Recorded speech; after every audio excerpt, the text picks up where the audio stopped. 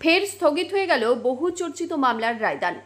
পূর্ব বর্ধমান জেলার বর্ধমানে এক ব্যক্তির ওপর হামলার ঘটনার অভিযোগে 15 জনকে গ্রেপ্তার করা হয়েছিল। তাদের মধ্যে 2 জনকে ছেড়ে দেওয়া হলেও বাকি 13 জনকে বর্ধমান আদালত দোষী সাব্যস্ত করে, যার মধ্যে ছিলেন বিডিএ চেয়ারপারসন কাকলি দাশগুপ্ত। এছাড়াও বেশ কয়েকজন তৃণমূল নেতৃত্ব, তাদেরকেও গ্রেপ্তার করা হয়েছে এবং তাদের সাজা ঘোষণার দিন ছিল বুধবার। তবে সেই রায়দান পিছিয়ে গেল তার কারণ যারা দোষী সাব্যস্ত হয়েছেন তাদের পক্ষ থেকে লিখিত আকারে বেশ কিছু তথ্য জমা দেওয়ার জন্য আবেদন জানিয়েছেন তারা। আর ঠিক কি কারণে এই রায়দান পিছিয়ে গেল বা কবে রায়দান হবে শুনুন বিস্তারিতভাবে।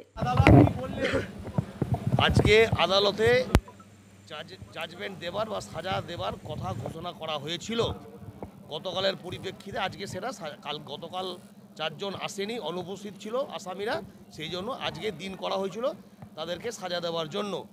আজকে যখন সাজা দেওয়ার আগে আসামি পক্ষের উকিলবাবুরা কিছু তাদের বক্তব্য আছে, সেই বক্তব্যগুলো পেশ করলো। কি বক্তব্য? যে সেকশনগুলোতে সাজাটা হবে সেই সেকশনগুলোকে এলাবোরেটলি ক্লিয়ার করলো যে এই সেকশনে এই বলা যায় না, এই সেকশনে এই, সেইগুলোকে বলার জন্য সাহেব ওনাদিকে বা কোর্ট ওনাদিকে বলেছে যে এই বক্তব্যগুলো আপনি বা আপনারা লিখিত আকারে দেন। সেই লিখিত আকারে ওনারা আজকে দেবে, আজকে টাইম চেয়েছে ওরা, কালকে বোধহয় ওরা লিখিত আকারে সেটা জমা দেবে ওদের বক্তব্যটা।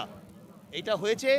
আর প্রত্যেকটা যে আসামিকে আজকে আনা হয়েছে শুধুমাত্র কাকলি দাশগুপ্তকে বাদ দিয়ে, কাকলি দাশগুপ্তর বক্তব্য ভিসিতে মানে ভিডিও কলে ওটা রেকর্ড করা হয়ে গেছে, সাহেব রেকর্ড করেছেন বা কোর্ট রেকর্ড করেছেন, ভিডিও কলে ওনার রেকর্ড হয়ে গেছে। এবং বাকি যে 12 জন আসামিকে আজ এখানে প্রডিউস করা হয়েছে সেই 12 জন আসামির বক্তব্য কোর্ট এক এক করে বক্তব্য শুনছেন। কিন্তু যেহেতু এটা খুব লেন্দি প্রসেস, অনেকগুলো আসামি আছে, তা আমাদের এখন টাইম মোটামুটি এখন দেখুন, এখন কটা বাজে, এখন প্রায় 2:30 বাজ 2:20 বাজতে যাচ্ছে। এখন কোর্ট বা আসামিদিকে খাবার ব্যবস্থা বলে দিয়েছেন যে খাবার ওনাদের ব্যবস্থা করার জন্য, এবং যাদের 2-4 জনাকার যাদের বক্তব্য শোনা হয়ে গেছে তাদেরকে কোর্ট বলেছেন যে ওনাদিকে নিয়ে চলে যান, ওনাদিকে আর আমার কোর্ট আজকে প্রডিউস করবেন না। এবার কালকে ওনারা আসামি পক্ষের তরফে বক্তব্য পেশ করা হবে, ওরা লিখিত আকারে সেটা জমা দেবে। জমা দেওয়ার পর কালকে আবার কোর্ট ওইটা শোনার পর কি অর্ডার দেয় সেইটার দিকে আমাদেরকে তাকিয়ে থাকতে হবে। আজকে রায়দান স্থগিত, আগামীকাল হবে। ওনাদের রিটিন মানে লিখিত যে বক্তব্যটা, সেই বক্তব্যটা ওনারা পেশ করবেন কালকে কোর্টে। সেটা পেশ করার পর সাহেব সেটা কনসিডার করবেন, দেখবেন, তারপর রায়দান হবে। আজকে রায়দান হবে না। প্রসিডিওরে 313 হচ্ছে ওদের, আইনে ওদের যে জিজ্ঞাসাবাদ করার, সাহেব নিজে ওদের বক্তব্য রেকর্ড করছেন এবং আমাদের তরফ থেকে আমরা একটা রিটিন স্টেটমেন্ট দেবো বলে সাহেবের কাছে অ্যাপিল করেছি, যার জন্য আজকে রায়দান স্থগিত থাকবে। সাহেব বাকি প্রসিডিওর কাজগুলো, ওদের জিজ্ঞাসাবাদের কাজ যেটা স্টেটমেন্ট রেকর্ড উনি করে নিচ্ছেন। আর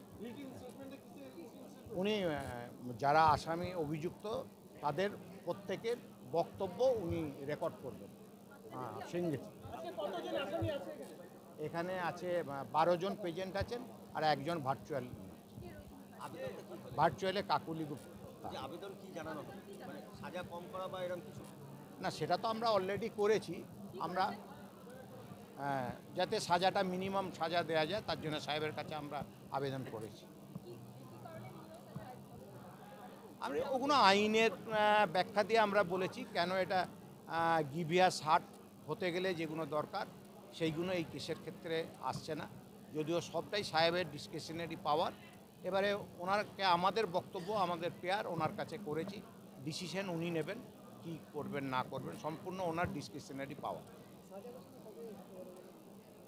আজকে হচ্ছে না এটা বলতে পারি। এবারে উনি যেহেতু টাইম চাওয়া হয়েছে রিটিন স্টেটমেন্ট আমরা দেবো বলে, আবার তার জন্যে হয়তো উনি কাল রাখতে পারবেন, সেটা এখনও ঘোষণা করেননি। সেটা এবারে যতক্ষণ না ঘোষণা করছেন সেটা সম্বন্ধে বলা। হ্যাঁ, একাধিক তৃণমূল নেতৃত্ব সহ 13 জনকে দোষী সাব্যস্ত করেছে আদালত। ইতিমধ্যেই জেলার রাজনৈতিক মহলে তরজা শুরু হয়ে গেছে এই নিয়ে। পাশাপাশি দোষী সাব্যস্ত হওয়ার পরেই রুটিন বদলি হয়েছে সংশ্লিষ্ট বিচারপতির। বুধবার এই মামলার রায় ঘোষণার কথা থাকলেও সেই দিন আবারও পিছিয়ে যাওয়ায় আপাতত কবে হবে এই মামলার নিষ্পত্তি বা কবে রায়দান হবে সেদিকেই তাকিয়ে রয়েছে সকলে। মৃত্যুঞ্জয় যশের রিপোর্ট, সংবাদ আজকে নিউজ।